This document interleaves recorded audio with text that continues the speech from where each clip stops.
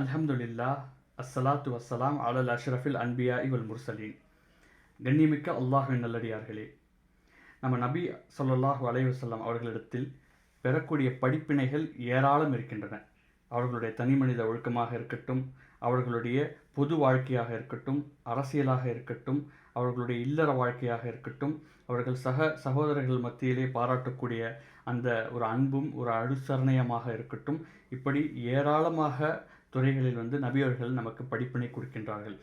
அதில் ஒரு அங்கம்தான் நம்ம சமூகத்துடன் ஒன்றி வாழ்வதன் அவசியம் என்ன அப்படிங்கிறது நபி அவர்களிடத்திலிருந்தும் அவர்கள் பற்றி படிக்கக்கூடிய அந்த சீரத்து நபவியா அவர்களுடைய வரலாற்றிலிருந்தும் நாம் ஏராளமான நம்ம செய்திகளை பார்க்க நமக்கு வாய்ப்பு அமைகின்றது. குறிப்பாக நபி அவர்கள் நபித்துவத்தை ஏற்று அவர்கள் மக்கள் மத்தியில் பிரச்சாரத்தை மேற்கொள்ளும் பொழுது அவர்களுக்கு ஏராளமான இன்னல்களை இந்த குறைஷி காஃபிர்கள் கொடுத்துட்டு இருந்தாங்க. நபி அவர்கள் பனி ஹாஷிம் என்று சொல்லக்கூடிய ஒரு உயர்ந்த கோத்திரத்தில் அவர்கள் பிறந்த போதிலும் குறைஷிகளும் அவர்களுக்கு ஒரு தனி சிறப்பு உண்டு என்று சொல்லி அவர்களும் ஒரு உயர்ந்த கோத்திரமாக மக்காவில் வாழ்ந்து வந்தனர். நபி அவர்களுடைய போதனைகள் அவர்களுக்கு சற்றும் பிடிக்காத ஒரு நிலையிலும் நபி அவர்களுக்கு ஒரு கட்டத்திற்கு மேலே அவங்களுக்கு இன்னல்கள் கொடுக்க முடியவில்லை. மாறாக அவர்களை கொலை செய்ய நாடிய போதிலும் அவர்களால் நபி அவர்களை கொல்ல முற்பட முடியவில்லை. அதற்கு மிக முக்கியமான காரணம் என்ன அப்படின்னு நம்ம பார்த்தோம்னா, அவங்களுடைய கோத்திர பின்புலமானது. இந்த பனு ஹாஷிமுடைய நபராக இருக்கக்கூடிய நபி அவர்களை கொன்றால் அவங்களுக்கு பனு ஹாஷிம் கோத்திரத்தினால் தீங்குகள் இழைக்க நேரிடும், கோத்திரத்துக்கு இடையிலே நடக்கக்கூடிய போராக மாறக்கூடும் என்று அந்த குறைஷிகள் அஞ்சினாங்க. அதுக்கு ஒரு முக்கியமான காரணமாக இருந்தாலும் நபி அவர்களுடைய சிறிய தந்தை அந்த பனு ஹாஷிமுடைய ஒரு முக்கிய தலைவராக இருந்த ஒரு காரணத்தினாலும் நபி அவர்களை சீண்டினால் அதாவது பின்னாடி வரக்கூடிய விளைவுகள் அதிகமாக இருக்கும் என்று கருதினாங்க. அதனால தான் பார்த்தீங்கன்னா அவங்க அந்த அபி தாலிபுடைய மரணத்திற்கு பிறகுதான் நபியர்களுடைய மிக துயரமான ஆண்டாக நம்ம வரலாறுகளில் பார்க்க முடிகின்றது. ஸோ இது மட்டும் இல்லாமல் நபி அவர்களுடைய மதினாவுடைய வாழ்க்கையிலும் நாம் பார்க்குறோம். அப்படி என்ன பார்க்குறோம் அப்படின்னாக்கா, அவுஸ் ஹஸ்ரஜ் என்று சொல்லக்கூடிய இரண்டு மிகப்பெரிய குழுக்கள் இருக்கின்றன மதினாவில். அந்த மதினத்து இரண்டு குழுக்களும் ஜென்ரேஷன் ஆஃப்டர் ஜென்ரேஷனாக அவர்கள் போரிலேயே மூண்டு கிடந்தனர். அவங்களுக்கு இரு தரப்பினருக்கும் தீரா பகை இருந்து கொண்டுட்டு இருந்தது. அப்போ எப்போ அவங்க அவுஸ் ஹஸ்ரஜ் அந்த இரண்டு குழுவினருக்கும் மத்தியில் அவர்கள் இஸ்லாத்தை முதலாண்டு அவர்கள் மக்காவுக்கு வராங்க. அவங்க மறைமுகமாக அவர்களுக்கு தாவத் என்று சொல்லக்கூடிய அழைப்பு பணி மேற்கொள்ளப்படுகின்றது. முதலில் ஒரு 12 பேர் அவுஸுடைய கோத்திரத்தில் சேர்கின்றார்கள். பின்பு மறு ஆண்டில் ஒரு அக்கபா என்ற ஒப்பந்தம் உடன்படிக்கை கையெழுத்தாக்கப்படுகின்றது. அதன் பிற்பாடு முக்கியமான நபர் என்று சொல்லக்கூடிய அம்ர் இப்னு அல் ஆஸ் அவங்க மதினாவுக்கு அவங்களுடைய தாவத் பணியை மேற்கொள்ள பொழுது அவர்களுக்கு அவுஸ் ஹஸ்ரஜ் இந்த கோத்திரத்தினர் இஸ்லாத்தை அவங்க செவிமடுத்து ஏற்கின்றார்கள். அதன் காரணமாக அந்த கோத்திரத்துடைய முக்கிய தலைவர்கள் அந்த இஸ்லாத்தில் ஏற்றதன் காரணமாக ஒட்டுமொத்த சமுதாயமும் இஸ்லாத்திற்கு வரக்கூடிய காட்சியெல்லாம் நம்ம பார்க்கின்றோம். இப்போ இந்த சமூக நல்லிணக்கத்தோடைய இந்த சமூகத்தோடு ஒன்றி வாழ்வதன் ஒரு சாராம்சத்தை இந்த இரண்டு சம்பவங்கள் மூலமாக நம்மால் விளங்க முடிகின்றது.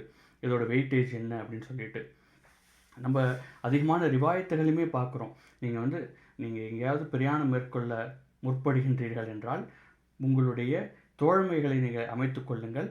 ஒற்றைப்படையாக நீங்கள் அதாவது தனி மனிதனாக நீங்கள் பிரயாணம் முற்படுவதை தவிர்த்து கொள்ளுங்க.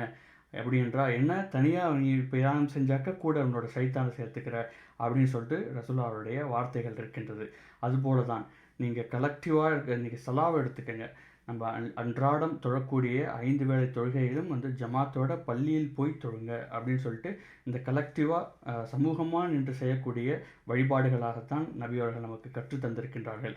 அதே போல தான் ஹஜ்ஜும் தனியாக செய்யாமல் ஒட்டுமொத்த பல்வேறு நாட்டு மக்களும் ஒன்று திரண்டு ஒரு அணியாக அதாவது அல்லாஹ் சுப்ஹானஹு வ தஆலா அல்லாஹ் சுப்ஹானஹு வ தஆலாவுக்கு செய்யக்கூடிய ஒரு காணிக்கையாக, ஒரு வழிபாடாக நபி அவர்கள் நமக்கு அமைத்து கொடுத்திருக்கின்றார்கள். இப்படி நீங்கள் சொல்லிக்கொண்டே போகலாம். கலெக்டிவாக ஒரு ஒரு சமூகத்தோட ஒன்றிணைந்து நாம் வாழ்வதற்கான தேவை என்ன, அதோட மகத்துவம் என்ன அப்படிங்கிறது வந்து நபி அவர்களுடைய வாழ்க்கையில் நிறைய நாம் படிக்கக்கூடிய படிப்பினையாக இருக்கின்றது. ஒரு ஃபேமஸான இமாம், ஆங்கிலத்தில் வந்து மிக பிரசித்தி பெற்ற ஒரு இமாம், நபி அவர்களுடைய வரலாறை அவர்கள் மூலிமா கேட்டிருப்பவர்களுக்கு இந்த நான் சொல்லக்கூடிய இந்த வரக்கூடிய கதை வந்து ஒரு புதுசாக இருக்காது.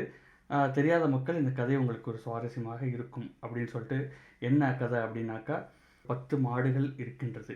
10 மாடுகளும் ஒரு ஓநாய் கூட்டமும் இருக்கும்பொழுது, அந்த 10 மாடுகளும் ஒன்றாக இருக்கும் காலமெல்லாம் அதை வந்து வேட்டையாடுவதற்கு இந்த உல்ஃப் வந்து துணியவே இல்லை. துணிஞ்ச போதிலும் அது வந்து வெற்றி அடைய முடியவில்லை. அப்போ வந்து இந்த தந்திரத்தை ஒன்று மேற்கொள்ளுது. என்ன தந்திரம் அப்படின்னா, 10 மாடுகளில் வந்து ஒரு மாடுகளை தனியாக பிரித்து அவங்க மற்ற ஏனையோடைய மாடுகளுக்கு வந்துட்டு அது விரோதத்தை கற்பித்து அவங்க தனியாக பிரித்து அழைச்சிட்டு வந்து அதை கொல்லுது. அதை பார்த்த அந்த 9 மாடுகளும் எப்போ அந்த முதல் மாடு கொல்லப்படுதோ அதோடைய நம்பிக்கையானது மற்ற 9 மாடுகளின் நம்பிக்கை வந்துட்டு தவிடுபடி ஆகின்றது. அப்போ மற்ற 9 மாடுகளும் மிக இலேசுவாக அந்த ஓநாய் கூட்டம் அடித்து சாப்பிடுகின்றது.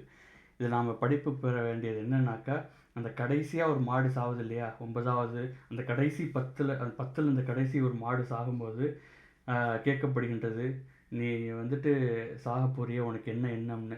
அப்போ அந்த மாடு சொல்லுது, எப்போ அந்த முதல் மாடு சாக அடிக்கப்பட்டதோ அப்போவே நாங்கள் 9ம் செத்து விட்டோம் அப்படிங்கிற ஒரு இதோட தகவலோட இந்த 10வது மாடு சாகுது.